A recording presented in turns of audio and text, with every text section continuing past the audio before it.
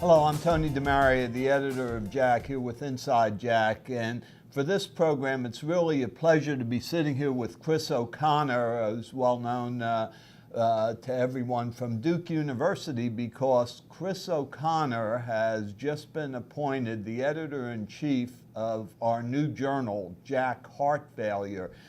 He'll be accepting manuscripts this July 1st for JACC Heart Failure, with the first issue coming out January 1st. Well, congratulations, Chris.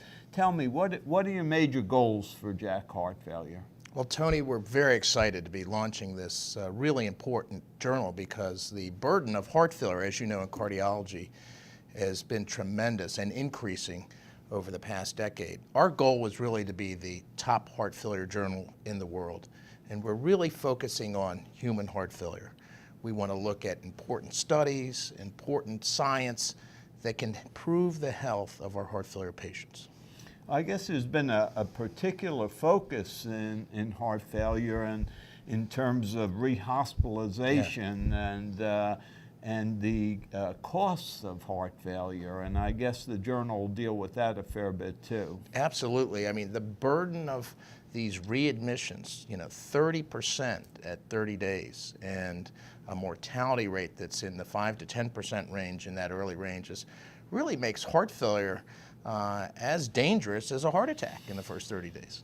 Yeah, and in thinking about it, we have some readers who particularly focus on interventional cardiology or electrophysiology. Those guys almost speak a language all their own. But heart failure is something that virtually every cardiologist deals with. And more so, Tony. I mean, if you talk to our interventionists, I mean, they're not doing single vessel disease, normal EF anymore. It's patients with heart failure, with complicated coronary disease, and EP, of course, is all heart failure.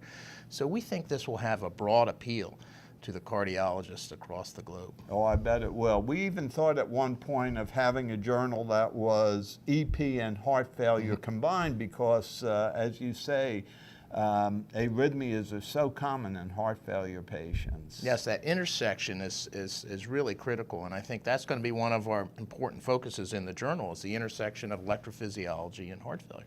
Yeah. Have you put together your editorial board yet, or are you in the process of doing that? We're in the process of doing that. It's going to be a very dynamic group. I think people will be excited to see who that is, and there'll be a very strong global presence. And of course, we'll share manuscripts. In particular, we're getting so many manuscripts on devices now, LVADs in particular, and that will be, I think, a very fertile area for JACC Heart Failure. Yeah, I think the LVAD patient in particular, we need to have a broader distribution of knowledge, because so many of those patients now are coming back to hospitals and requiring non-cardiac surgery. They're requiring general cardiology consultation. And many people just don't have that knowledge base that I think the journal could provide. Yeah, and of course they need a lot of imaging, and yes, we don't want to forget about that. No, imaging is going to be a critical area that we hope to get some exciting work into the journal. So your first issue is January 1st. Are you planning to mix some reviews with some original articles? Yes, I think the combination of reviews, original articles, maybe case report, not case report, but a clinical case that might be involved for discussion. We want to make it exciting and appealing to the people taking care of heart failure patients. Yeah, I'm sure it will be. There's just no question that we're delighted at JACC to have given birth to yet another journal. We did it with imaging, we did it with interventions, and now heart failure, clearly a topic that will appeal to most of our cardiologists. For Inside JACC, I'm Tony DeMaria.